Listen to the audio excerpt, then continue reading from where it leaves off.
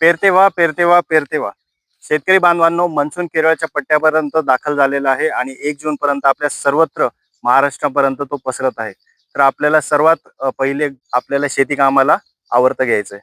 मला माहिती आहे की मे महिन्यामध्ये भरमसाठ आपल्याकडे पाऊस झालेला आहे. क्लायमेट चेंजचा सर्वात पहिला फटका कोणाला बसतो तर तो शेतकऱ्याला नक्कीच बसत असतो. पण मित्रांनो, आपल्याला या सर्व कारभारामध्ये आपल्याला आपल्या शेतीची कामं लवकर उरकायची. आता मे महिन्यामध्ये पडलेल्या पावसामुळे आपले जे पिकं आहेत, मक्का असेल, कांद्याचं सीड असेल, असे विविध पिकं अजून सुद्धा आपण हार्वेस्टिंग करणं, काढणी करणं बाकी आहे. तर ते आपण लवकरात लवकर काढणं गरजेचे आहेत. या बदललेल्या वातावरणामध्ये आपल्याला जे की आता इथून पुढे आपण मशागतीचे जे शेतीची कामं करत असतो, त्यामध्ये एक लक्षात घ्यायचं आहे की आपण आता या ओलसर झालेल्या वावरामध्ये कुठल्याही प्रकारे नांगरणी करू नये. कारण की नांगरणी करण्यासाठी जे आवश्यकता जी असते, ती जमीन कोरडी बऱ्यापैकी असणं गरजेचे आहे. सध्याची जमीन ही फील्ड कॅपॅसिटीला आहे, म्हणजेच आपण त्याला वापसा कंडिशनला म्हणतो. तर अशा पद्धतीच्या शेतामध्ये कुठल्याही प्रकारचा नांगर चालवू नका.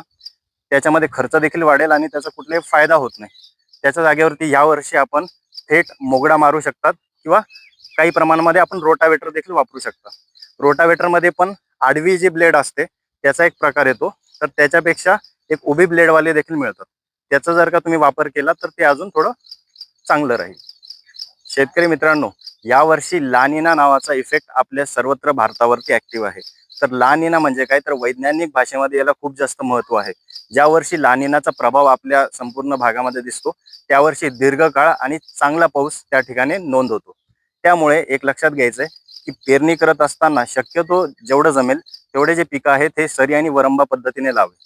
आणि त्यासोबत जर का सरी वरंबा पद्धत जरी जमत नसली तरी सुद्धा किमान आपल्या शेतातनं ड्रेनेजचं जे सिस्टम आहे, म्हणजे पाणी निघून जाण्याची जी जागा आहे, ती व्यवस्थित मोकळी करणं गरजेचे आहे. कारण की यावर्षी जास्त पाऊस येणार आहे आणि त्यासोबतच तो दीर्घकाळ देखील राहणार आहे. म्हणजे साधारण दिवाळीच्या नंतरपर्यंत देखील काहीसे पावसाचे फटके आपल्याला बसू शकतात. एक महत्त्वाची सूचना की जे कीटक नियंत्रण आहे त्यामध्ये गोगलगाय जी आहे ती सर्वत्र यावेळेस तिचा प्रादुर्भाव जास्त प्रमाणावरती आढळणार आहे. कारण की जेव्हा पाऊस जास्त पडतो तिचं प्रमाण देखील वाढतं. त्यामुळे गोगलगायचं नियंत्रण करण्यावरती देखील आपण विशेष भर देणं गरजेचं आहे. धन्यवाद.